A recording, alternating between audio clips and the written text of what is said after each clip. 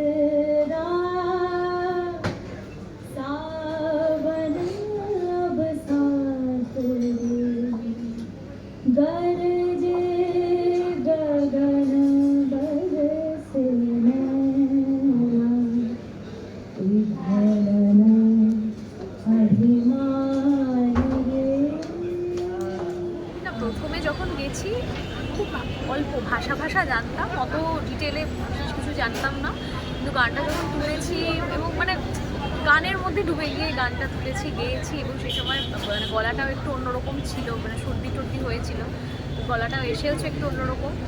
তো overall experience খুবই ভালো, কারণ দুটো একদম দু রকমের গান এবং দুটো গানই খুব সুন্দর। যারাই শুনবে, একটা একদম ক্লাসিক্যাল রাগ বেসড এবং আরেকটা মধ্যে একটা ফোকের বাংলা লোকগীতির মতন একটা ছোঁয়া রয়েছে, সেই সাথে একটা রবীন্দ্রসঙ্গীত আবার অ্যাড হচ্ছে ফাগুন হাওয়ায় হাওয়ায়। দুটো গান দুরকম এবং দুটোই খুব ভালো গান। এবং সৌমরিকদা অসাধারণ একজন মানে সুরকার, গীতিকার, খুব সুন্দর লেখেও। এর আগেও সৌমরিকদার সাথে কাজ করেছি, অর্জুনদার সাথে প্রথমবার কাজ হলো। এবং অনেকদিন আগে একটা কোনো পার্টিতে দেখা হয়েছিল, তখন অর্জুনদা বলেছিল যে তোমার আমার খুব ভালো লাগে এবং আমি চাই তুমি আমার গানে আমার একটা সিনেমায় কাজ করো। তো আমার খুব ভালো লেগেছিলো এবং তারপর এই কাজটা যখন এলো খুবই ভালো লেগেছে গানগুলো গেয়ে। এবং সবথেকে ভালো লাগছে অর্জুনদা এই সিনেমা মানে ডিপ ফ্রিজের জন্য ন্যাশনাল অ্যাওয়ার্ড পেয়েছে। এইটার জন্য অর্জুনদার প্রতি হ্যাটস অফ, এবং পুরো যারা টিম মেম্বার্স রয়েছে ডিপ ফ্রিজে, যারা অভিনয় করেছেন এবং যারা ক্রিউ মেম্বার্স রয়েছেন, সকলের জন্য অনেক অভিনন্দন।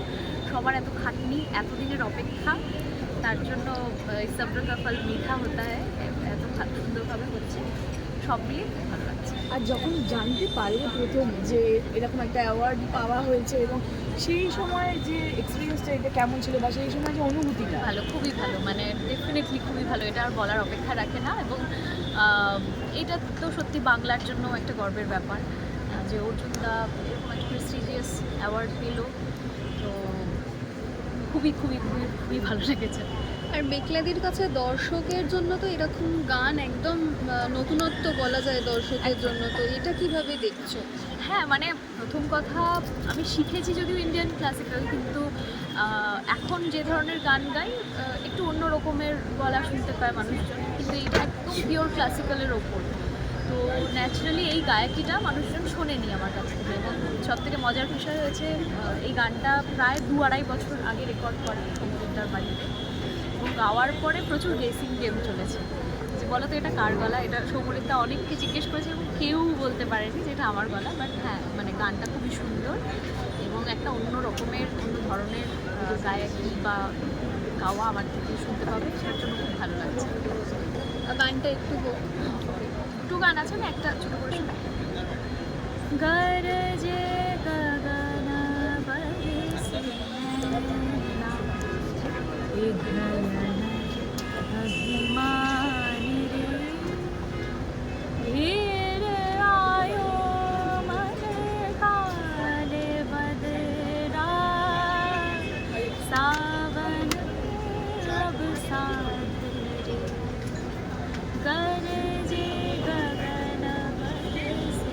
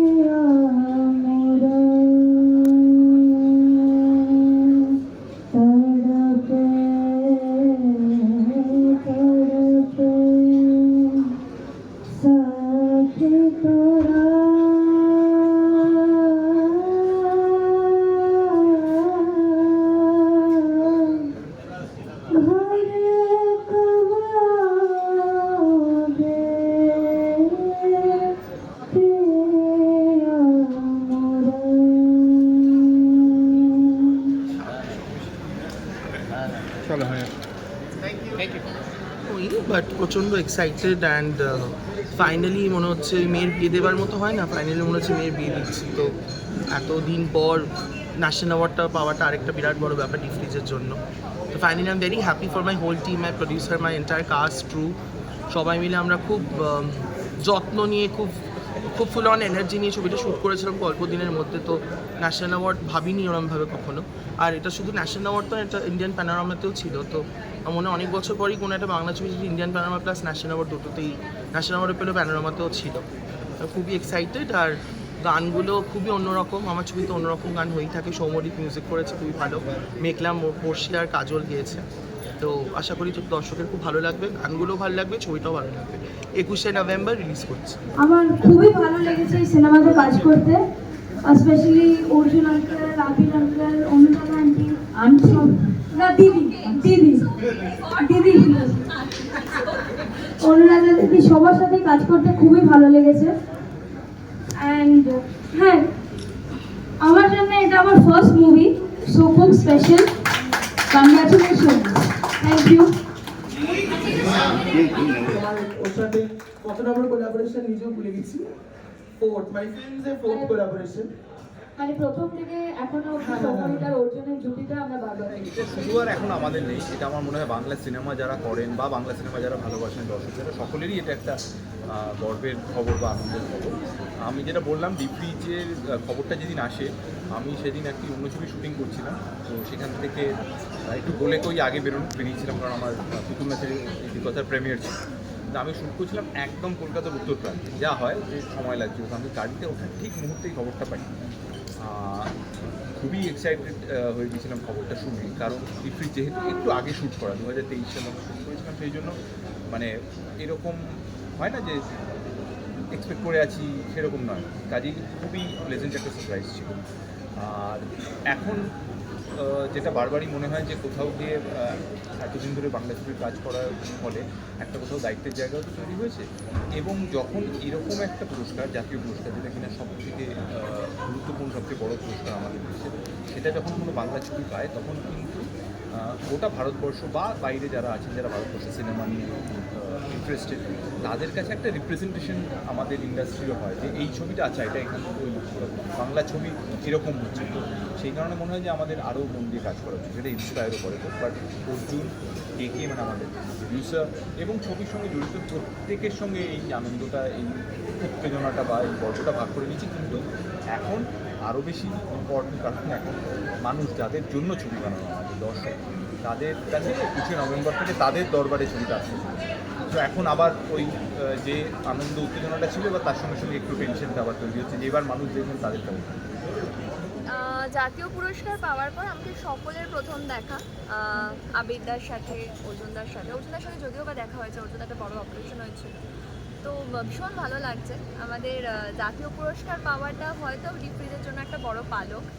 এবার 21শে নভেম্বর রিলিজ হচ্ছে, আমরা চাই দর্শকরা দেখুক এবং আমাদেরকে জানা কেমন লাগছে। এবং যখন শুটিং হচ্ছে তখন কি মনে হয়েছিল যে এতটা বড় হবে বা এতগুলো পুরস্কারে সম্মানিত হবে? দেখো, অর্জুনদার সিনেমা সবসময় একটু আলাদা হয় এবং কিছু না কিছু তো পাবো, সেটা একটা আশা ছিল, কিন্তু জাতীয় পুরস্কারটা একটা সাংঘাতিক সারপ্রাইজ আমাদের সকলের জন্য। এই মাইন্ডসেট নিয়ে তো আমরা সিনেমাটা শ্যুট করিনি, কিন্তু হয়ে গেছে। এবং সকলে, মানে আমি একটা ফুটেজে দেখেছি যেটা আমরা শেয়ারও করেছিলাম, যে আশুতোষ ওয়ারিকার বলেছেন, উনি বলেছেন যে ভীষণ অ্যাস্থেটিক্যালি শ্যুট হয়েছে, সকলের পারফরমেন্সেস ভালো লেগেছে। ছোটোবেলায় লাগান দেখেছিলাম, সেই ডিরেক্টর যদি বলে পারফরমেন্স ভালো লেগেছে, কার না ভালো লাগে। ডিপ্রিজ সিনেমাটা মানে জাতীয় পুরস্কারের মুকুট নিয়ে অলরেডি যাত্রা শুরু করছে, তো কি বলবে? দেখো, director Arjun Dutta is a very intelligent director, এবং ও যখন প্রথমবার আমাকে বলে ন্যাশনাল অ্যাওয়ার্ডটা ও পেয়েছে, আমার কাছে এটা রিলি কোনো আনএক্সপেক্টেড কিছু লাগে। আমার Arjun deserves every ounce of it, এবং যখন সিনেমাটা শ্যুট হয় আমরা জানতাম যে একটা স্পেশাল সিনেমা আমরা শ্যুট করছি। মেবি রিলিজ হতে একটু লেট হয়ে গেল, বাট উই অল নো কি এই সিনেমাটার মধ্যে একটা অন্য রকমের পোটেনশিয়াল আছে। তো as a part of it I am really happy I am in this cinema. আর তোমার চরিত্রটা কি একটু? ডেফিনেটলি আমার চরিত্রের যে নামটা সেটা আমি রিভিল করতে, তার নাম হচ্ছে Asif, and I have a track with তনুশ্রীদি। তনুশ্রীদির একটা ঘর ভেঙেছে, ওই সিনেমাতে একটা ঘর তৈরি হচ্ছে, যে I am part of the second half of her life. তো এর থেকে বেশি বললে আমাকে অর্জুন হয়তো রাতেবেলায় ফোন করে ধমকাতে পারে। তো that all I can say. সিনেমাটার নামটা একদম আলাদা, কিন্তু তোমরা যখন শুট করেছো তখন একদমই কোল্ড ওয়েদার ছিল না। এটা নিয়ে ডিপ্রিজ যে নামটা দেওয়া হয়েছে it's a metaphor in life. আমাদের অনেক সময় কী হয় যে আমরা কাউকে ভালোবাসি, কিন্তু তাদের সঙ্গে যখন আমাদের বিচ্ছেদ হয়ে যায় আমাদের মনে একটা গুমোর ভাব চলে আসে, মানে যে রিলেশনশিপের যে তরলতাটা, যে জলটা, ওটা ধীরে ধীরে না বরফের আকার নেয়, এবং আমরা একে অপরের সাথে অভিমান করে সে কথাগুলো আর বলতে পারি না। ধরো আমি কাউকে আমার প্রিয়জনকে, তাকে ভালোবাসি, কিন্তু তাকে আমি বলতে পারছি না, ওই বরফটা ওই সলিড করে রেখে দিয়েছি ওই তরল ভাবটাকে। তো ধীরে ধীরে যখন টাইম যায়, সময় যায়, আমরা যদি সেই মানুষটাকে আবার রিকনসিডার করি, যখন আবার যদি আরেকটা চান্স দিতে পারি, তো তখন আমাদের মধ্যে ওই তরলতাটা আবার আসে, ওই বরফটা ভেঙে যায়। তো এই নামটা ওই গল্পটার সঙ্গে একটা সার্থকতা রাখে, তাই জন্যই এই সিনেমাটা এরকমভাবে দেওয়া হয়েছে। Otherwise it's not related to summer ও উইন্টার আর এনিথিং। মানে সম্পর্কে শীতলতা, ইয়েস রাইট। কবে আসছে বলে দাও দর্শক। সিনেমাটা আসছে 21শে নভেম্বর। আমি কোনোদিনই আমাকে যদি প্রোডাকশন হাউস থেকে চাপাচাপি না করে আমি বলি না সিনেমাটা দেখতে, বাট প্লিজ এই সিনেমাটা খুব সেন্সিবল মাইন্ড থেকে বেরিয়েছে, সেন্সিবল লোকেরা এই সিনেমায় কাজ করেছেন, খুবই এফর্ট দিয়ে, সার্টেন এফর্ট দিয়ে কাজটা হয়েছে। আই উইল টেল এভরিওয়ান যারা এই ভিডিওটা দেখছেন যে আপনারা সিনেমাটা দেখুন, গিভ ইট আ চান্স। আর আগেই সিনেমাটা ন্যাশনাল অ্যাওয়ার্ড পেয়েছে, গুড পার্ট। বাট আপনারা যদি এটাকে কমার্শিয়ালি ভায়াবল করেন, তাহলে অর্জুনের মতো ডিরেক্টররা, নতুন ডিরেক্টর, পুরনো ডিরেক্টর সবাই এরকম সাবজেক্টে এক্সপেরিমেন্ট করার সুযোগ পাবে।